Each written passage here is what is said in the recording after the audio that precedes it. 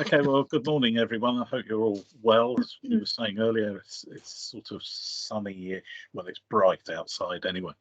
And hopefully the temperature's creeping up. 20 degrees in Scotland at the weekend, I hear. So maybe that brief bit of summer that we get round about this time of the year has arrived, and then we'll get rain and cold weather until September. Something to look forward to. Okay, on that basis, let me just kick off. So as normal, if you want to join in the conversation, then please raise your hand and we'll invite you in. Or if you want to put stuff in the chat box, or maybe I'll just ask you for your opinion anyway. I have with me my panel. I've got Liz with me today. Hi, Liz. And also Naomi. Hi, Naomi. Hello. And I have Kevin. Hi, Kevin. Hi, greetings. And Laura's with us today at long last. Hi, Laura. Hi, everybody. Gareth is still in the US, and I have Jake here, who is marshalling for us. Hi, Jake. So you sacked me after a week, Malcolm. See, the thing is, the ostrich made me do it. All right. Okay. I'll get the ostrich back on you. Right. Okay.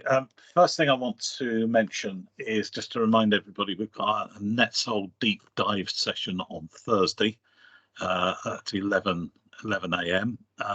Peter will be chairing and running that, and it's a deep dive session really to have a look at the forms market, sharing with what's possible and what you should be demanding from your service to create fully automated processes that better support your citizens and your team. And of course, we'll demonstrate some of our stuff as well.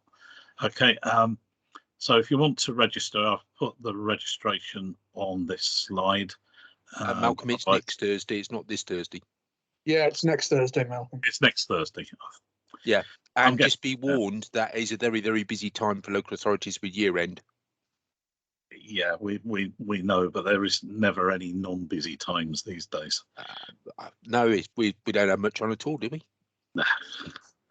But anyway, sorry. Yes, I thought it was this Thursday, but next Thursday. Okay, that's fine. Done that. Thank you, Peter. Right. Okay, let's start off, Kevin, with your council tax and business rates update. Fabulous. Where does one start? The Omicron Hospitality and Leisure Grant closed on Friday at midnight, so no one can apply for them anymore, and you have until the 31st of March to get the money out of the bank account, your council bank account. So it's a very, very busy time of year anyway, but you've got the added responsibility to get the grants out.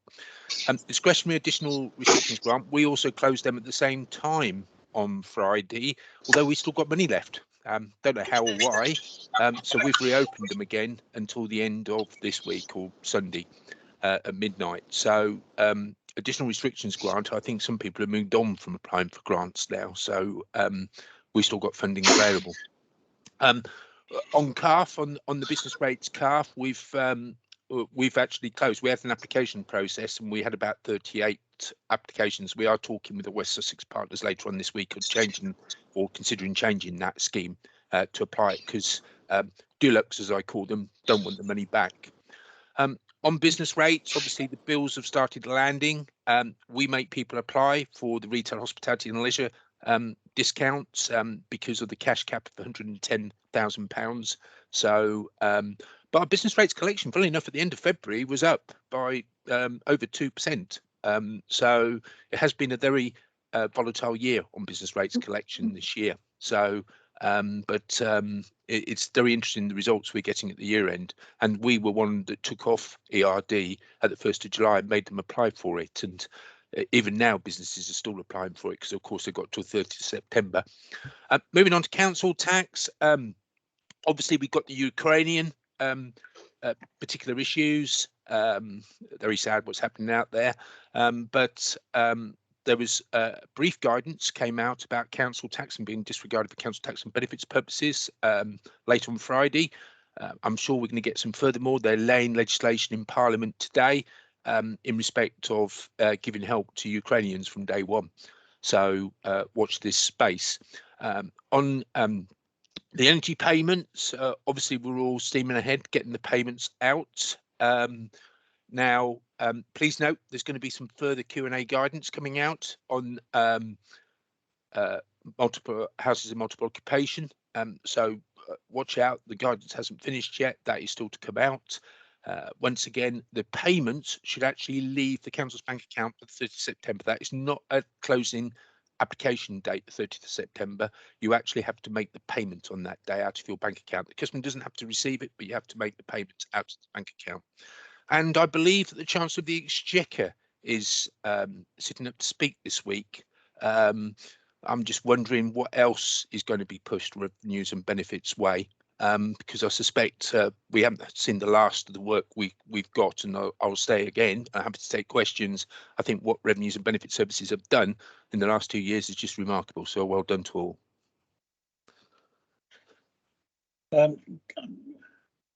One of the things that we might do this week, I just need to see whether he's available, is maybe do a post budget. It's not really a budget, but it has all the looks of a budget, hasn't it, Kevin?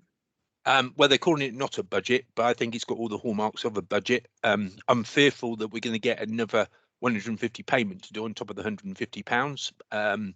So and some other things as well. So I suspect we're going to get some additional stuff our way. Yeah, so we may do a post budget then review later on in the week. Won't be Thursday, probably be Friday. Would that suit everyone if we did that? I think I'm available most of Friday if needed, unless I'm required to move a house. Okay, all right. I'm on leave, but don't worry. You're on leave. Okay. Right. Okay, Liz, you wanted to add something.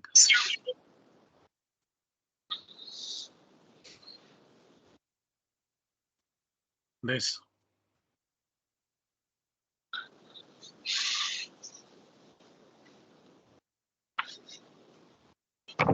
Can you hear me now? Yes, we can hear you now. Right, okay.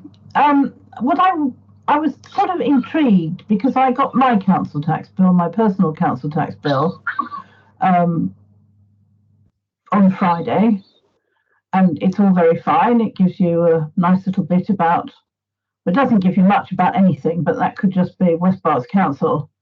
But what I was sort of looking at as a result of that is to see what, and I obviously looked on their website, to see what other local authorities have put on their website concerning the 150 payment and the discretionary element. And I couldn't find much at all. Is this common? Is this because you don't really know, or people aren't really aware of exactly what's happening, or they're waiting for the final bit of guidance? Why would that be? Naomi. Yeah, because we really don't know. So we have been sort of hanging on until we got the Q&As from last week. But as Kevin said, there's rumours that there'll be more guidance in the next sort of few days. I think us and our immediate authorities, our big rush is to get sort of like the easier ones done. So where we know what the bank account details are, get those out first. There will be some quite a bit of work just to get those out of the door. And we're going to wait until we've at least taken the first instalment. And we're going to class that as our sort of, checking of a bank account. Then in conjunction with that, we'll start writing out to the other band A to Ds, where we don't have the recent bank details, and that's going to take quite a lot of work. And whilst all of that's rumbling along, we're going to try and get as good a local scheme as possible. We've decided we're going to ditch the term discretionary because we got our fingers burnt on the phrase discretionary with the business grants.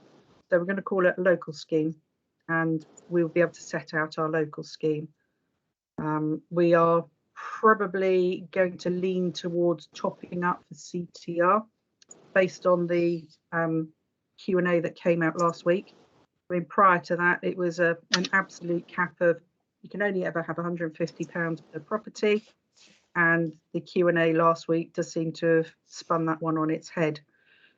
So all of our thinking's gone out the window, but actually it might make it a bit easier because we know who those guys are, and it wouldn't be too difficult to make top-up payments and have a smaller sort of free-for-all local scheme pot for a few hundred. Yeah, just to add to that, Naomi, we have agreed a discretionary scheme in West Sussex, and I've taken it to members. My members signed it off. It's subject to calling to the 24th of March. I totally agree with you. We have got some information on our website, but it's a constantly changing feast. What we've also agreed to do is try and we're looking at setting up a direct debit competition to try and get more people onto council tax direct debit.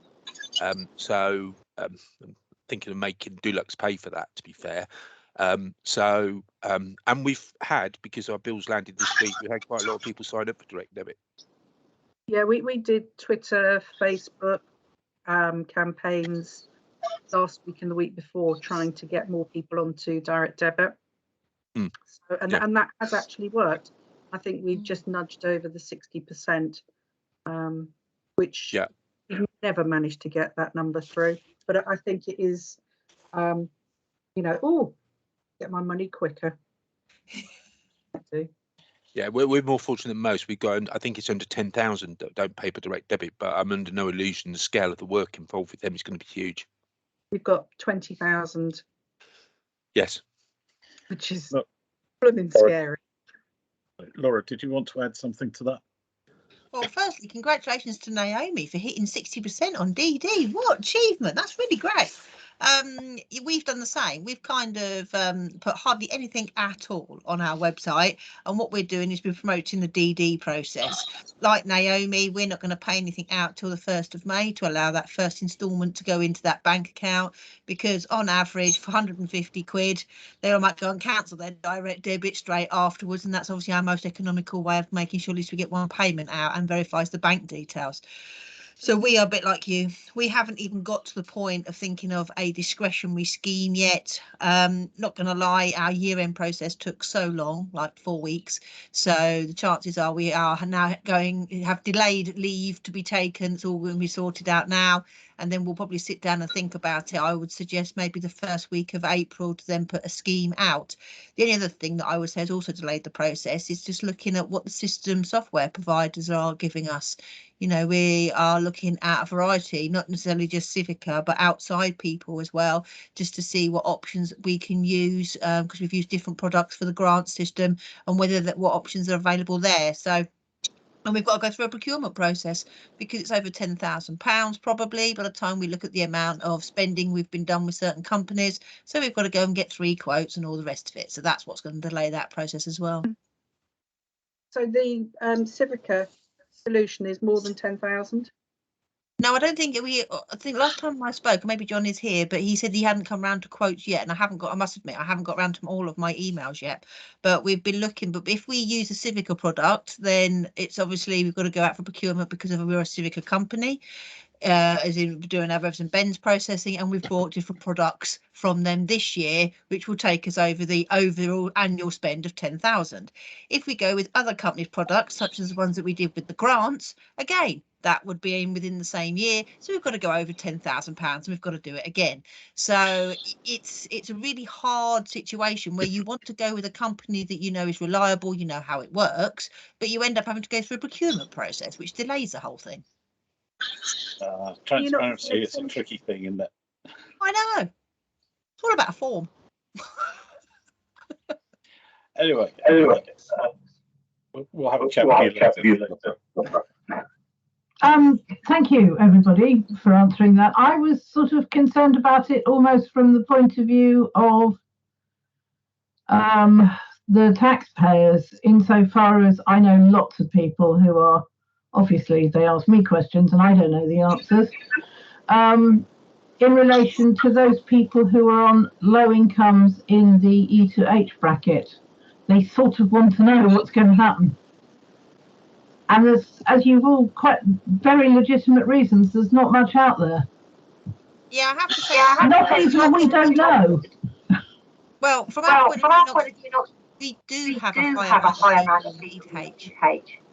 Yeah. We cash poor. We'll probably support CTR applicants E2H within our local scheme and look to sort of direct award where we can.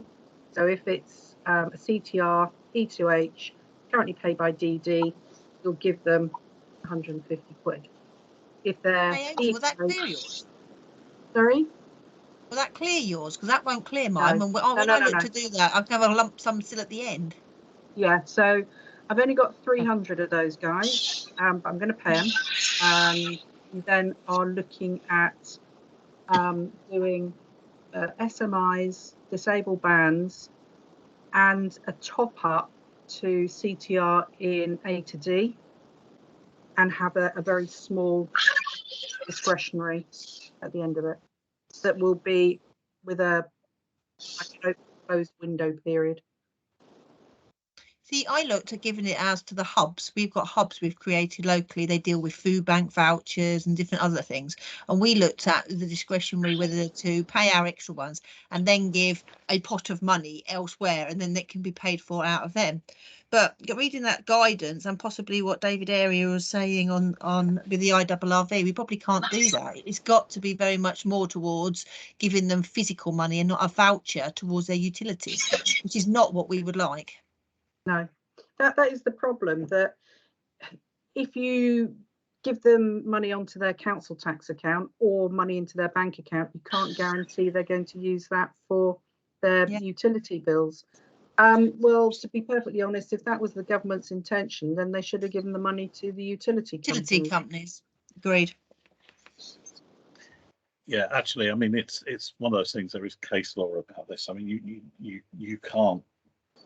Unfortunately, it's not in the gift of the local authority to hand out this money and then insist on what they spend it on. I mean, this is the old housing benefit. You know, at the heart of housing benefit, isn't it? Is, you know, why do we always, despite government's best intentions, to say that we have to pay the money direct to the claimant? Has it always sneaked back to paying to the landlord wherever possible in the best interests of the claimant, because there is no guarantees that the claimant, especially if they've got lots of other financial pressures, going to use that money for what it was intended for. Yeah. Can I just add a comment as well, Malcolm, if I may? And what you've got to remember is the burden is falling on revs and benefits again, with these energy payments on top of all the grants, on top of everything else. And I say again that I don't think our own authorities realise that. So I think the point made is a very good one. It's on the same service areas, updating the websites, updating the information and everything else. And I just think it's catching up with people. And I think resources at the moment in revs and bends, trying to get in temporary resources at the moment is a huge problem, because you can't compete with London rates if people can work from home.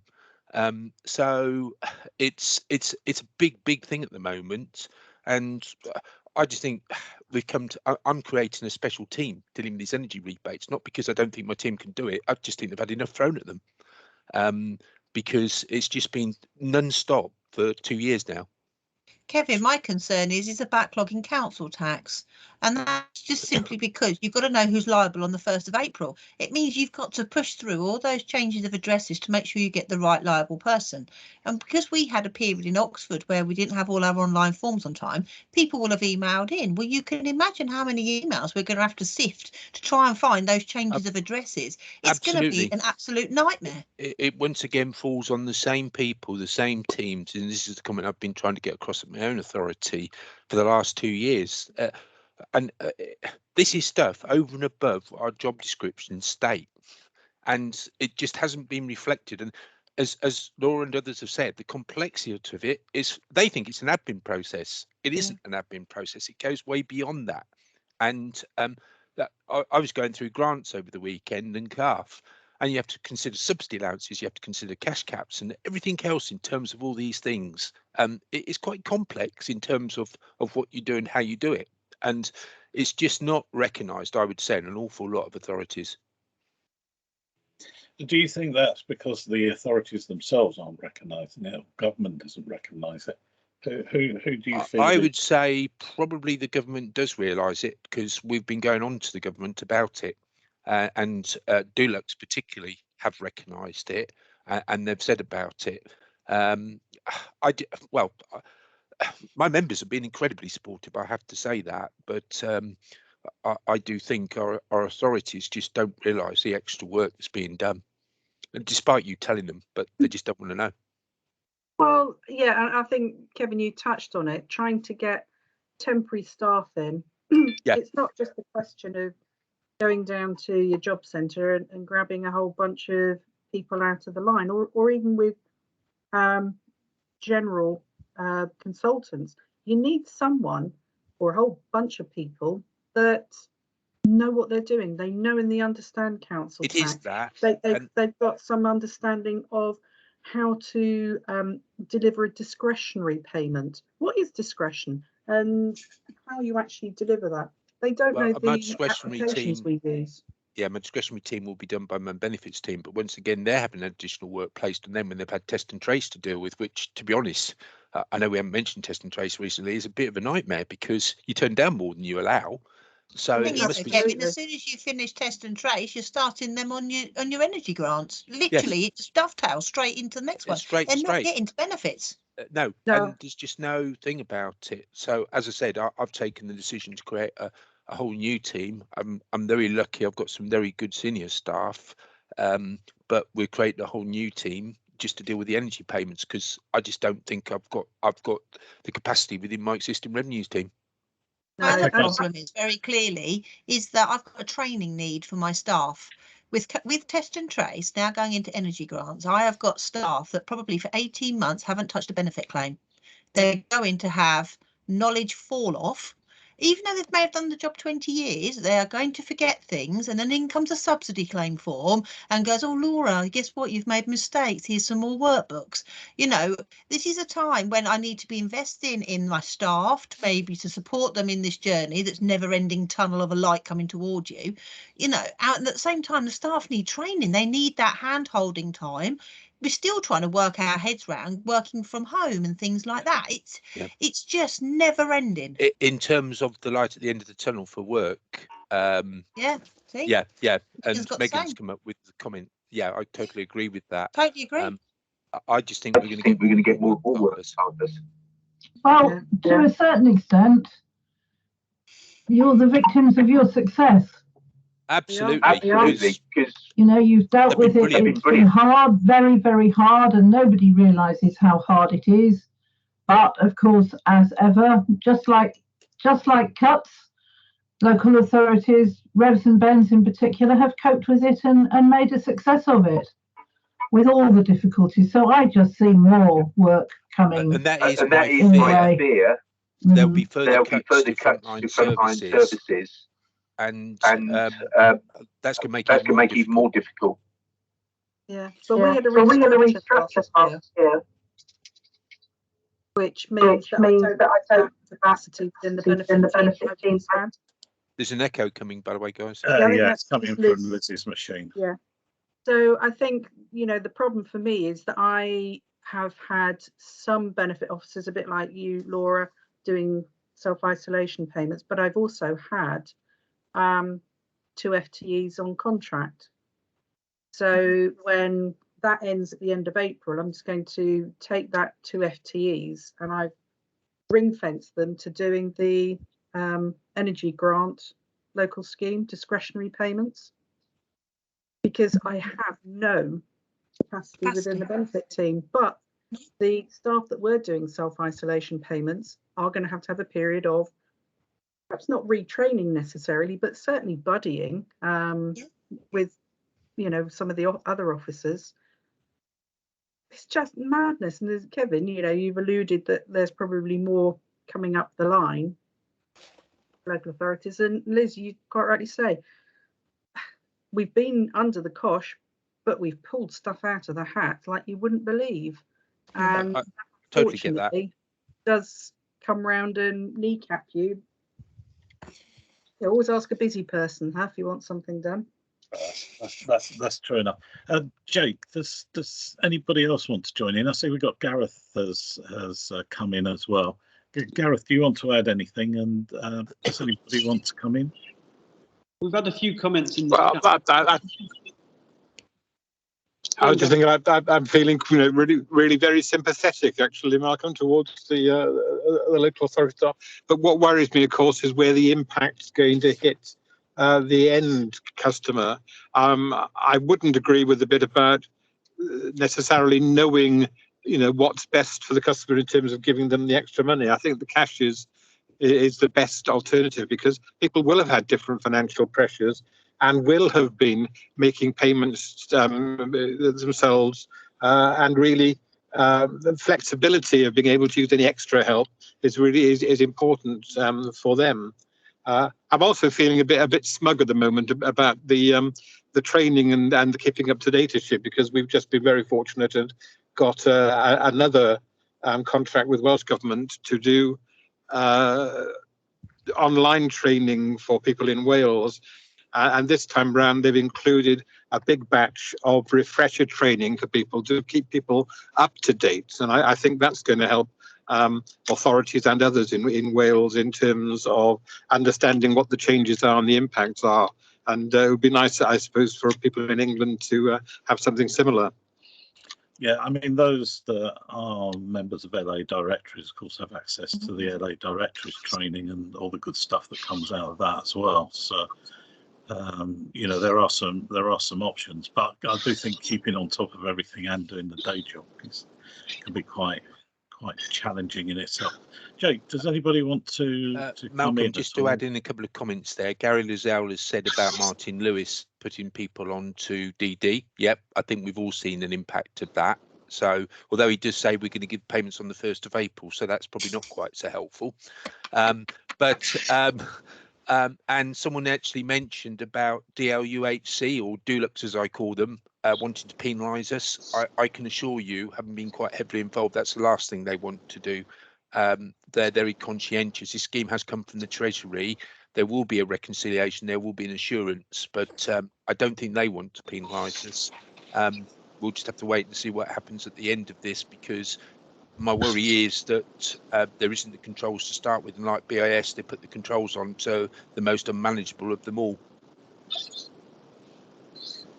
Jake, does anybody else like to join in at all?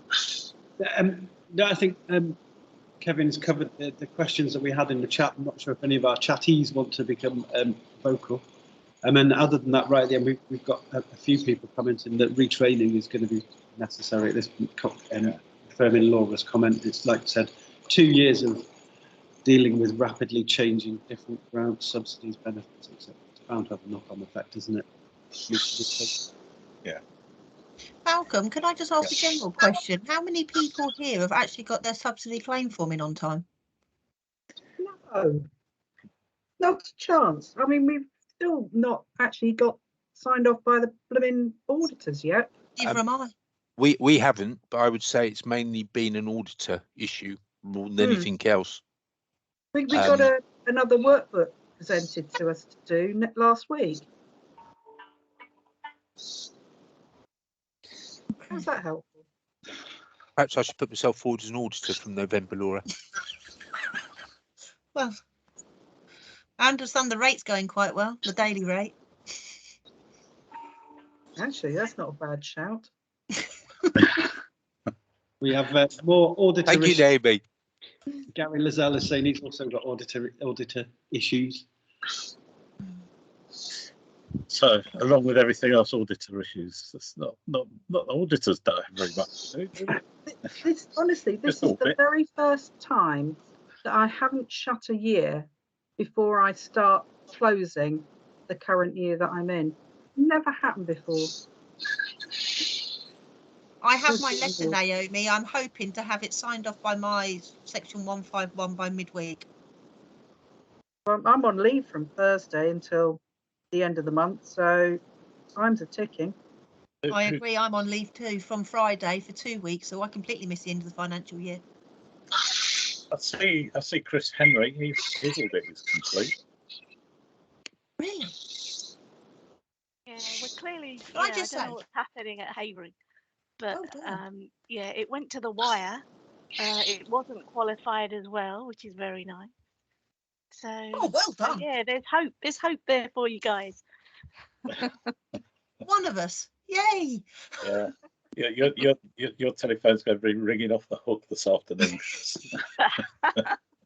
That wouldn't surprise me. Isn't there always one exception to prove the rule? Because Always, we- always, Jake. the only person we've got that's successfully completed is Chris so far. So Seriously, no one in the chat. No. no. Oh, there is. Interesting. Yeah, you are our subsidy winner of the day. Well Really? done. Yeah, Thank you win a nose prize for that. They wouldn't extend to giving you a prize, Chris. Don't worry about that. Oh, We Oh, always No, I but know. she can send out sleep nose at night. prizes. That is the prize. She can sleep at night.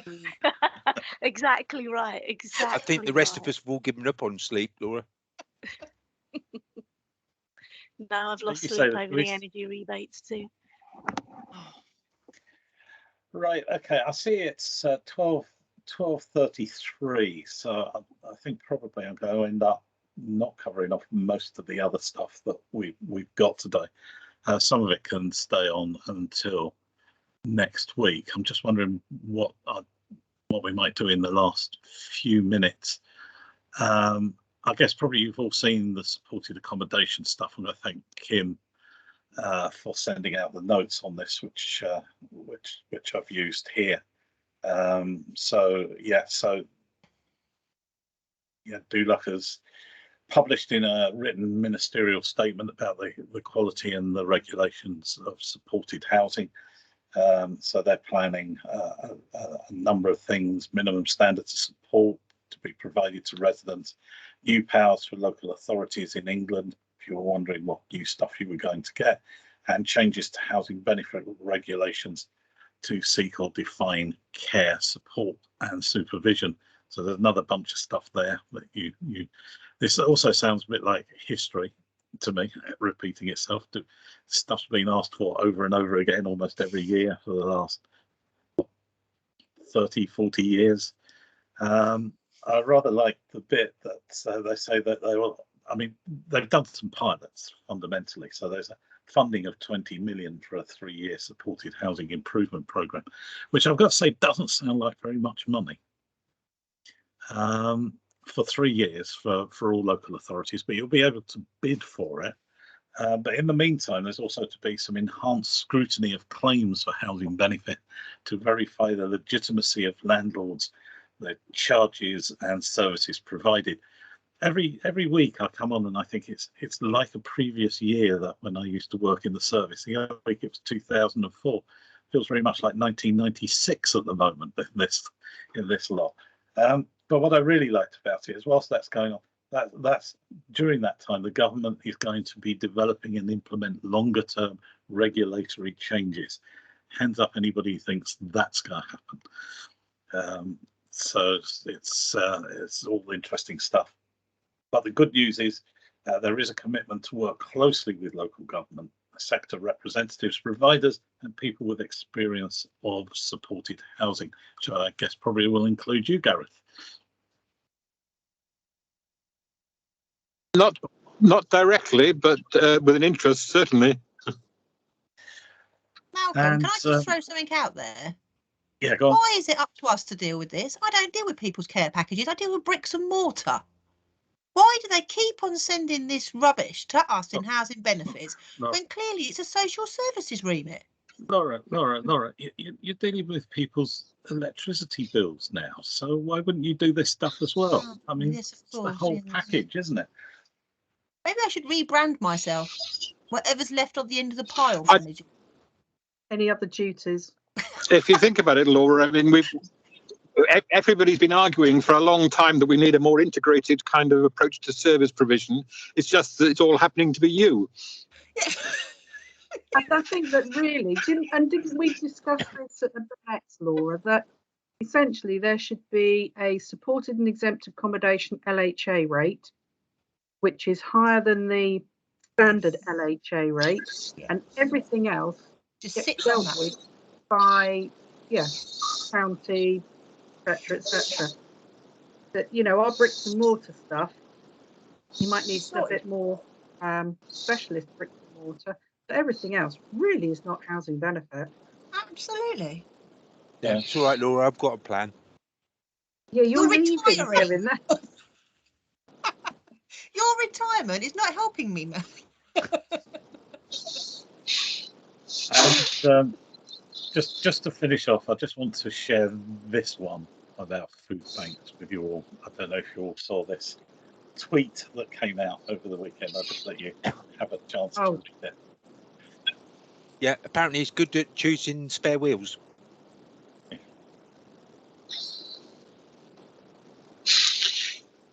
I'm interested to see that he's supposed to be driving to Poland without an HGV license in a lorry. I don't think it was one of those big articulated lorries, to be fair. I've unmuted myself because I just want to say, have you ever been to Whitney? Yes. And I it's stayed there on beautiful. Saturday night. Yes, it's beautiful. Which is why I can do all these delicious fresh food, shallots. I stayed in the Whitney Premier Inn on Saturday night. I've got an echo. Sorry. No, that's probably me. Yeah, Liz, that's echoes. Malcolm makes it so I can't speak. It's really annoying. I'm sorry about that. I told you never upset him. Yes. So, Not aware that I have, except starting off that long chain about the 150 and energy and all the rest of it. But I think it was a worthwhile discussion to have. Yeah, I agree. It was Liz. It was good. It was good conversation. Okay, well, I'm not going to comment any more about David Cameron doing food banks. He got a lot of stick over Twitter for this. You know, I think as somebody said, you know, some people believe there's no bad publicity, but then David Cameron turns up and shows us that it's all not true. There is bad publicity. Well, I think there are other individuals within his cohort who've managed to shoot themselves in the foot over the last couple of days. So he will be in exalted company. That's true. No doubt he's going to take a Ukrainian family in as well. We just wait and see.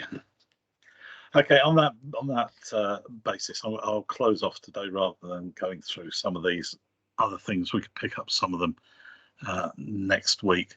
The loan shark stuff is a report from the CJS, which is just another one of those CJS reports that state the bleeding obvious. Evidently, loan sharks are making a lot of money at the moment. Who could have imagined? House prices, let me just tell you, they've gone up. The average house price now has gone up to £350,000, which is the highest it has been in 18 years in terms of an increase. So the housing market doesn't look like it's slowing down. We all understand if the price of housing goes up, all the knock-on effect from all of that. It's gone up, I think, 10.4% across the country. The only exceptions to that are London and Scotland, where it's been below 10%. And as far as the cost of TV is concerned, that's quite an interesting one, because the cost of streaming services has been sneaking up. And there was a very good report just showing how dependent people are on streaming services, and how many households are spending more than £200 a month on streaming services, particularly those that are somewhat addicted. And once you tie in the cost of broadband and the rest of it in order to deliver those streaming services, but there is more TV available now through streaming services than we've ever had in the past. and of course we got quite addicted to it, particularly during furlough. But the spread is part of the problem. So anybody who wants to follow, say, Marvel has to have Disney Plus. Malcolm, I just want to know what is meant by furlough, because in the last 2 years, that's in revenues and benefits, have never been busier. Yeah, you know what I mean by furlough. It's all those other people. That's why you haven't got a subscription to Disney Plus, isn't it, Kevin? Well, I thought that was a secret, Malcolm. Malcolm, is it true that they're going to stop the BBC licence fee for TV? There is a proposal, I think, hovering around at the moment, but nothing's been decided. I think we're a couple of years off that. That there are some who feel. I mean, it's one of the interesting things, because actually the BBC is quite a cheap option, given what you actually get from the BBC is not just television, but a substantial amount more. But a lot of people complained about the cost of the BBC, but seem to think that the cost of, say, Netflix, which just put their prices up, Netflix has gone up by about 40% over the last 3 years. It's been gradual, it's been sneaking up.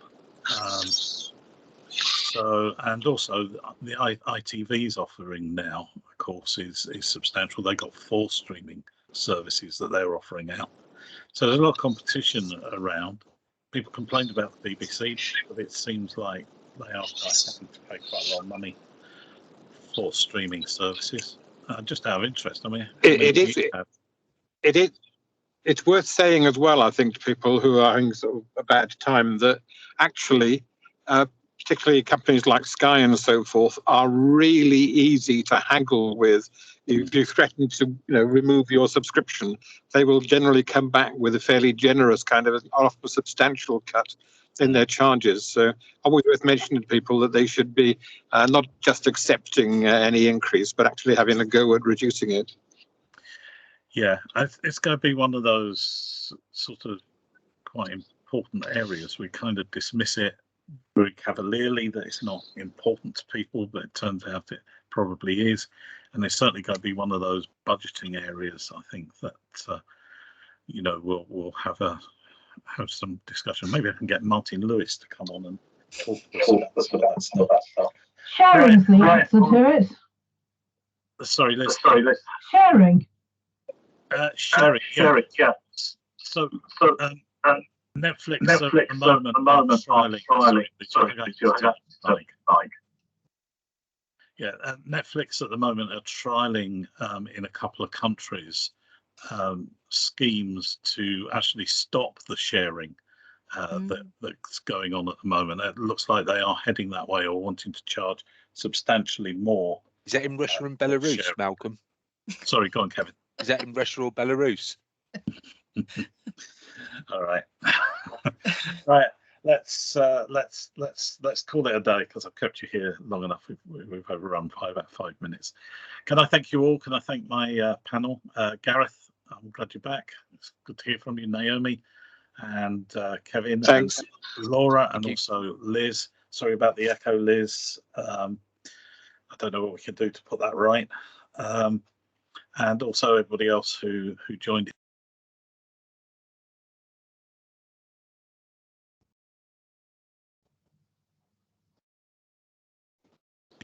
I think somebody muted me for some reason. All right, okay. I will see you all next week. Thank you very much. Was that you, Kevin? No, it wasn't me. Bye. Bye-bye. Bye. Bye.